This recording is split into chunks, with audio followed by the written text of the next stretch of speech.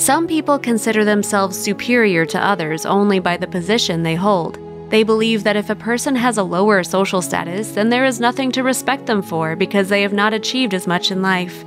Clerks look down on janitors, directors look down on clerks, and the hierarchy just keeps going.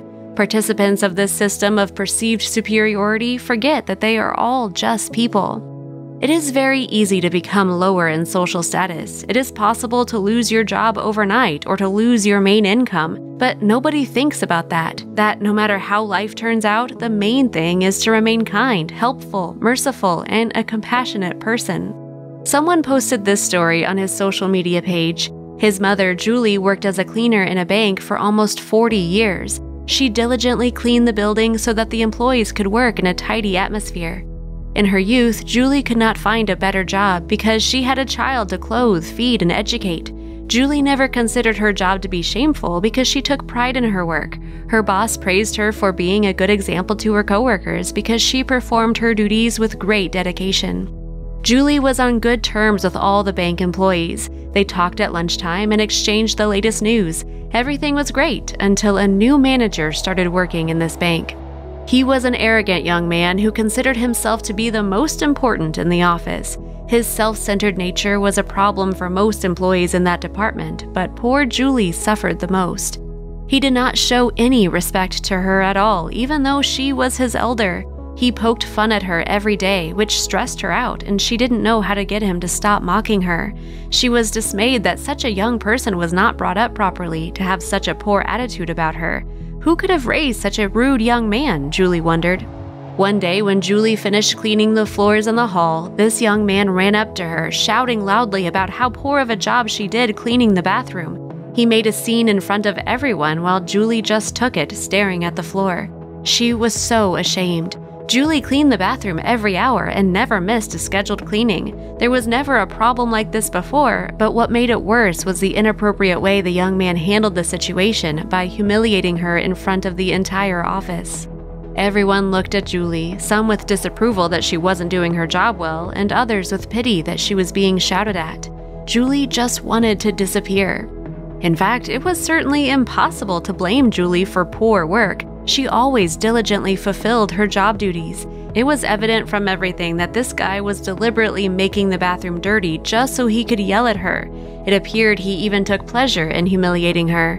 Julie could not understand why he behaved this way. Up until now, she tolerated his actions, but not today. After this incident, Julie locked herself in the bathroom and cried for a long time. She was very ashamed and embarrassed in front of the bank employees. So then she decided to quit her job.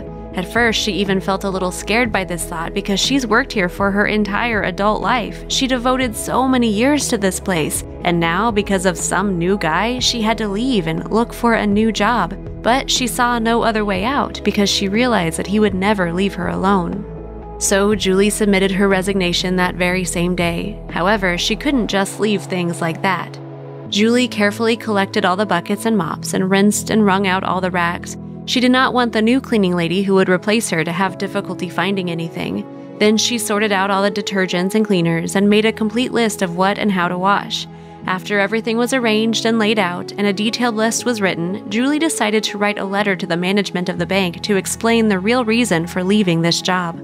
She took a sheet of paper and a pen and wrote the following. I left all the cleaning supplies in proper condition in their places. After the new manager chastised me in public, I took it as aggressive, rude, and violent behavior. This behavior can only speak of his bad upbringing and not my bad job, nor my bad attitude towards my duties. Everyone knows very well how well and conscientiously I do my job, and I want to tell you only one thing, that in the world all people are equal, regardless of their position. This manager is not better than an ordinary cleaning lady. We can be anything by profession, but the main thing is to remain a kind and well-mannered person in any situation. A person's profession should not be a measure of respect. People themselves must be good, be able to communicate well with others, and not be rude.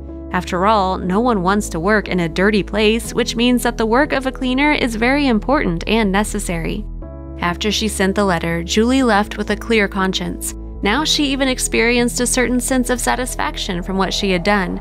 She did not know whether the letter would make a difference or not, but the main thing was that she at least tried to convey how she felt.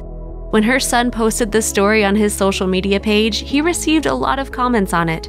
Some felt sorry for the woman, knowing well that it is impossible to communicate with other people like this.